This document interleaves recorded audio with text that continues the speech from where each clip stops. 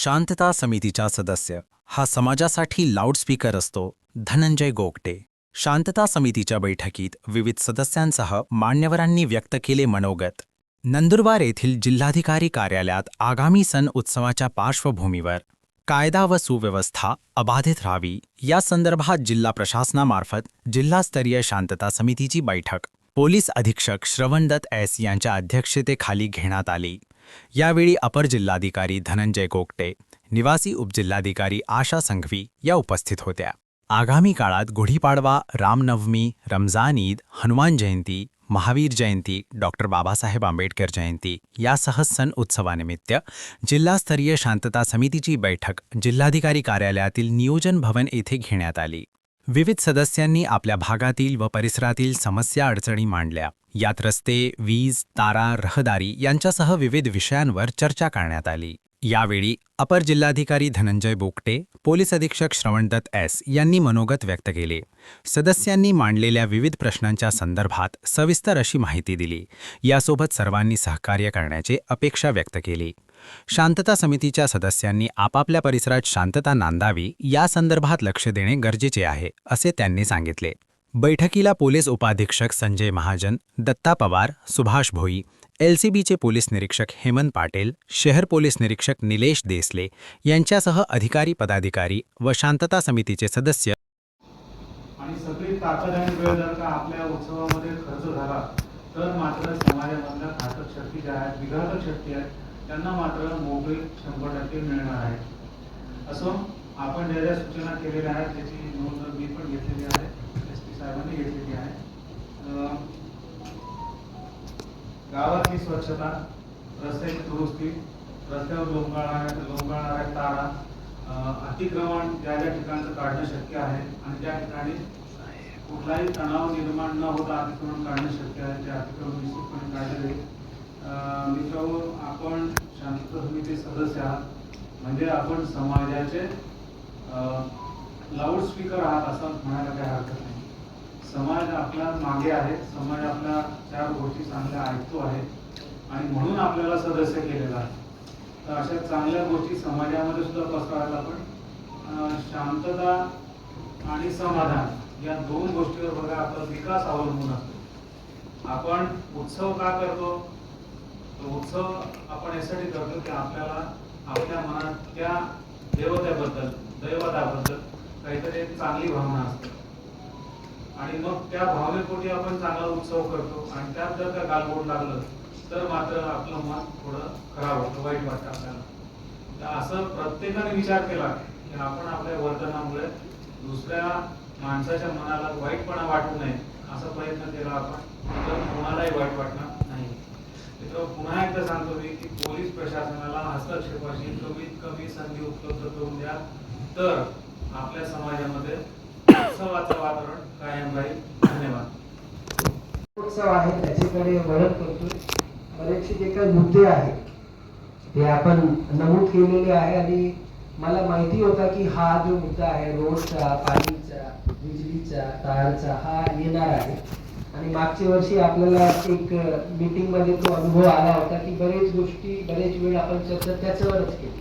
म्हणून यावर्षी आम्ही 12 तारीखलाच म्हणजे आज से ऑलमोस्ट 1 हफ्ता पहले हमने सर्व इंटर डिपार्टमेंटलची मीटिंग घेऊन त्यामध्ये माननीय कलेक्टर महोदय यांचे हस्ताक्षराने एक मिनिट्स मीटिंग आम्ही निर्गमित केले आणि जे काही सर्व विभागांनी, सीओसनी, नगरपालिकाचे, त्याचबरोबर पंचायतचे जे काही इन्चार्जेस आहेत त्या सर्वांना आपण सूचना दिलेली आहे आणि मला वाटतं की त्यांनी नक्की आपले ईद आणि बाकी सर्व सण, गुढीपाडवा आहे, रामनवमी आहे, ईस्टर आहे आणि डॉक्टर बाबासाहेब आंबेडकर जयंती आहे, त्यासाठी सर्व जे प्रशासनाचे विभाग आहेत त्यांच्याकडून योग्य कारवाई होणार आणि सर्व सणांसाठी जे काही अरेंजमेंट्स असले पाहिजे ते राहणार. फक्त माझी एवढीच विनंती आहे, जे मी 4 मुद्दे उपस्थित केले, आपण आमचे सोर्स ऑफ इन्फॉर्मेशन आहे, आपण आमचे सोर्स ऑफ फीडबॅक आहे, आपण मीडिएशनचे एक बहुत बडे स्तंभ आहे आणि नंतर ज्या लोक चांगला काम करतात त्यांची बद्दल अवगत करणे, या मीटिंगचा एक चांगला वापर करण्यासाठी आपण नक्की पुढच्या वेळी प्रयत्न कराल अशी अपेक्षा करतो. बरेच जे सन्मान्य सदस्य आहेत त्यांनी पोस्टर्स आणि बॅनर्स बद्दल, अतिक्रमणाबद्दल, सामाजिक सलोखा कार्यक्रम घेण्याबद्दल, अवैध जे काही गांजा आहे, दारू आहे त्याची विक्रीबद्दल त्यांनी सूचना दिलेली आहे. आणि यापूर्वी पण आमचा या सर्व जे काही कायदेशीर गोष्टी आहेत त्यांचं कारवाई सुरू आहे आणि पुढे पण सुरू राहणार. आणि माझ्याकडून माझी जी काही टीम आहे आमची विभागची कडून कुठल्याही प्रकारची हलगर्जीपणा, दुर्लक्ष जर होत असेल तर नक्की आपण आम्हाला संपर्क करून किंवा आमच्या निदर्शनात ती गोष्टी आणावी. मी कोणतेही सन्मान्य सदस्य वैयक्तिक हर्ट करण्याचा माझा उद्देश नव्हता, मात्र तो मुद्दे असे इम्पॉर्टंट होते म्हणून ते मला घ्यावे लागले. आणि CCTVच्या बद्दल आपला प्लॅनिंग, आपला जो DPR आहे तो रेडी आहे, परंतु त्याला शासनाची जी तांत्रिक मान्यता आहे त्यासाठी वेळ लागणार आहे आणि ती प्रक्रिया आपली सुरू आहे. कदाचित पुढच्या फायनान्शियल इयरमध्ये त्याच्या आपल्याला काही कॉन्क्रीट आपल्याला बघता येईल. मागील काळामध्ये बरेचसे घटनेमध्ये परस्पर विरोधी तक्रार आणि एका समाजाचे लोकांमध्ये भांडण सुरू झालेले आहे अक्कलकुवामध्ये, नंदुरबार शहरमध्ये. तर शांतता समिति के सदस्य से क्या कर रहे हैं? अगर इतनी सारी परस्पर विरोधी तकरार और गंभीर तकरार, किरकोळ घटना पे भी एग्जैजरेटेड कंप्लेंट, डकैती की कंप्लेंट आ रही है, तो कुठे ना कुठे मला वाटते की आपला जो मोहल्ल्याचा संपर्क आहे तो इधर तुटलेला आहे किंवा जे वेळीत रिपोर्टिंग झाली पाहिजे घटनेबद्दल किंवा आगाऊ माहिती जे भेटली पाहिजे ते भेटत नाही असं मला वाटते. तर माझी सर्वांना पुन्हा एकदा विनंती राहील की आपण आपले मोहल्ल्यांमध्ये संपर्क ठेवा.